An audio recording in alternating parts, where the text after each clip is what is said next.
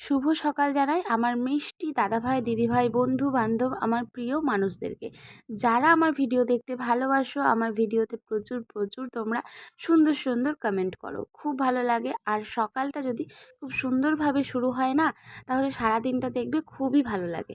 সকাল সকাল বেরিয়ে পড়েছিলাম মেয়েকে স্কুল থেকে নিয়ে আসতে। আর আমাদের বাড়ির একটু কাছেই মানে কয়েক পা হেঁটে গেলেই এই জায়গাটা আছে। এখানে 2-4 মিনিট বসেছিলাম, আমার আর একটা বান্ধবী আসবে ওর জন্যই ওয়েট করছিলাম। দুজনে মিলে চলে গেছিলাম মেয়েদেরকে স্কুল থেকে নিয়ে আসতে। নিয়ে এসে এত গরম লেগে গেছে, বাড়ি এসে একটু তরমুজ খেয়ে নিয়েছি। গরমের সবথেকে পছন্দের ফল হচ্ছে তরমুজ, আমাদের বাড়ির সবারও, আর আমিও ভীষণ ভালোবাসি। আজ যেহেতু সোনাকে স্কুল দিতে যাইনি, সেই সময়টা নষ্ট না করে আমি কিন্তু অনেকটা কাজও এগিয়ে রেখেছি। আর এদিকে এঁচোড় চিংড়ি করবো বলে বড়মশাইকে বাজারে পাঠিয়ে দিয়েছিলাম চিংড়ি মাছ আনতে। তার সাথে দেখো সে আর এক কাণ্ড করেছে, ওই ছোট ছোট মাছগুলো নিয়ে এসছে ঝাল খাওয়ার জন্য। আর স্কুল থেকে এসে আমি আর চেঞ্জ করিনি, ভাবলাম রান্নাবান্না সেরে নিই, তারপর একবারে স্নান করে পুজো সেরে নেব। তার মধ্যে ঘটে গেছে তো আরও এক কাণ্ড। হঠাৎই বড়মশাই বলে উঠল, চলো তোমাকে আজকে সুন্দর একটা জিনিস দেখাতে নিয়ে যাব, অপূর্ব দৃশ্য যেটা তুমি এর আগে কখনো দেখোনি। আর সত্যি বলছি বন্ধুরা, এর আগে আমি কখনোই দেখিনি। এই আমার বিয়ে হয়ে গেছে 7 বছর, আমার বাড়ি ব্যান্ডেলে।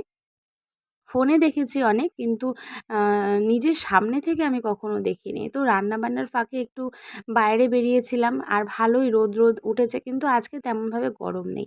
তোমরা কারা কারা এঁচোড় চিংড়ি খেতে পছন্দ করো অবশ্যই কিন্তু জানিয়ে যেও একবার। ভিডিও করতে আমি ভীষণ ভালোবাসি, আর তোমরা সেটা নিশ্চয়ই এতদিনে বুঝে গেছো। আমার আইডি মানেই ডেলি লাইফস্টাইল আমি শেয়ার করি, কোথায় যাচ্ছি, কি খাওয়া দাওয়া করছি, একটু আনন্দ মজা, কষ্ট দুঃখ হাসি কান্না সব কিছু মিলিয়েই কিন্তু আমার ভিডিও। আর এই দেখো কথা বলতে বলতে কত সুন্দর একটা দৃশ্য তোমাদের সামনে আমি নিয়ে আসতে পেরেছি। এটা আমারও অনেকটা সৌভাগ্যের ব্যাপার যে আমি সামনে থেকে দেখতে পেরেছি। আর মায়ের যে কি অপূর্ব লীলা সেটা তো তোমরাই দেখো নিজের চোখে। তো আমার তো খুব ভালো লেগেছে। তোমরা যারা ব্যান্ডেলবাসীরা আছো, তারা যদি আমার এই ভিডিওটা দেখে থাকো, একবার কিন্তু কমেন্ট বক্সে সাড়া দিয়ে যেও। আর তোমরা কারা কারা এই এলবেল পুজো দেখেছো আমাকে কিন্তু জানিও। সবই কিন্তু মায়েরই লীলা, না হলে এইরকম করা যার তার পক্ষে তো আর সম্ভব নয়। তারা 1 মাস যাবৎ সন্ন্যাস পালন করে তারপরে কিন্তু এই পুজোটা করতে পারে।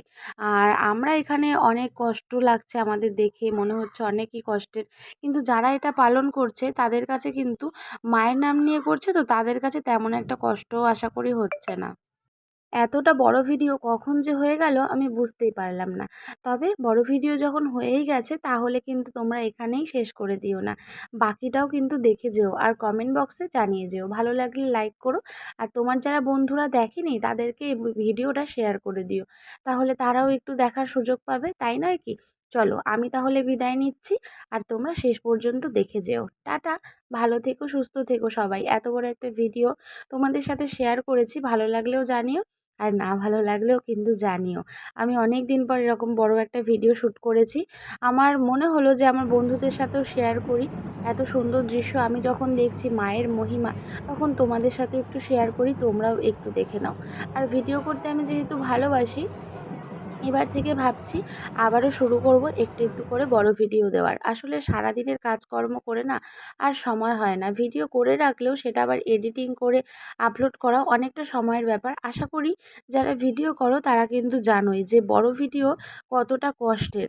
যাদের ডেইলি লাইফস্টাইল চ্যানেল আছে তারা জানো। তবে হ্যাঁ, চলো আমি আর বেশি বকবক করব না। যারা ফেসবুক থেকে দেখছো তারা আমার আইডিটাকে ফলো করে দিয়ে, আর যারা ইউটিউব থেকে দেখছো তারা আমার চ্যানেলটিকে সাবস্ক্রাইব করে আমার পাশে থেকো। তাহলে চলো টাটা।